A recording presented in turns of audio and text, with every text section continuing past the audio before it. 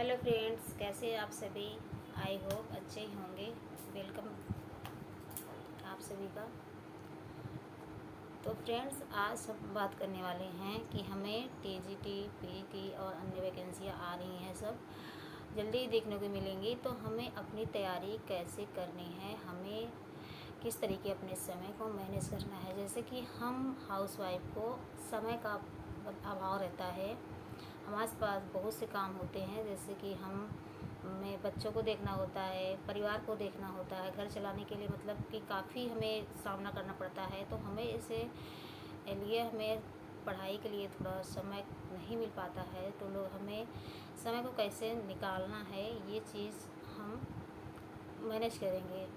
तो ये हमें किस तरीके निकालना, हमें डेली रूटीन, डेली काम से मतलब करना है, ये डेली काम करना ही है, लेकिन उसमें से हम अपने आप के लिए कितना समय दे पाते हैं अपनी पढ़ाई को।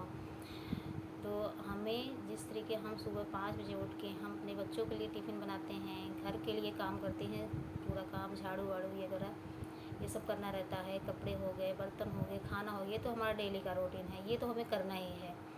इसके अलावा हम जब तक अपने लिए कुछ समय नहीं निकालिए, मानो हम कुछ नहीं कर रहे हैं। तो हमें अपने लिए समय देना होगा। तो हम जैसे मान लो हम उठते हैं 5 बजे, 5 बजे उठते हैं, तो 5 बजे से हम अपने टाइमिंग को बढ़ा देंगे, 1 घंटा करेंगे। 1 घंटा बढ़ा दिए, इधर से हमको 1 घंटा मिल जाएगा टाइम सुबह के टाइम में पढ़ने के लिए। उसके बाद हम अपने बच्चों को सारा करके टिफ़िन विफ़िन कर तैयार करके स्कूल भेज देते हैं, नहा धो के सारा काम करके। फिर हम दोपहर में जब टाइम निकालिए अपने लिए, जो हम अपने लिए आराम करने के लिए टाइम होता है, वो हमें अपनी पढ़ाई पे लगाना होगा। जब हम अपनी पढ़ाई पे लगाएंगे तो थोड़ा ही समय देंगे, लेकिन थोड़ा थोड़ा करके हम डेली समय को चेंज करते जाएंगे, बढ़ाते जाएंगे। तो 1 घंटा इधर निकाल लिए। उसके बाद फिर हम शाम को जल्दी जल्दी जो हमको करना रहता है उससे जल्दी निपटा के फिर शाम को हम 1 घंटा, ऐसे करके हम मान लो एक दिन में 3 घंटा दिए, 2 घंटा दिए, धीरे धीरे करके हम अपने घंटे को बढ़ाएंगे, अपने काम को हम फास्ट करेंगे। अब जब डेली डेली ऐसे हम करने लगेंगे तो हमारा रूटीन बन जाएगा और मुझे अच्छा भी लगने लगेगा कि हाँ, मुझे समय मिल रहा पढ़ने के लिए, हम कुछ कर पाएंगे। तो हमें सबके लिए तो करना ही है, साथ में अपने लिए कुछ करना है। अब ये होता है ना कि मतलब ये एक हाउसवाइफ ये होती हैं कि वो परिवार को देखते हुए अपने के लिए मतलब अपना वक्त निकालने के लिए वो बहुत सोचती हैं कि अपने बारे में कुछ कर ही नहीं पाती हैं। वो अपने लिए सोचती हैं कि टाइम क्या भी दूँ मैं।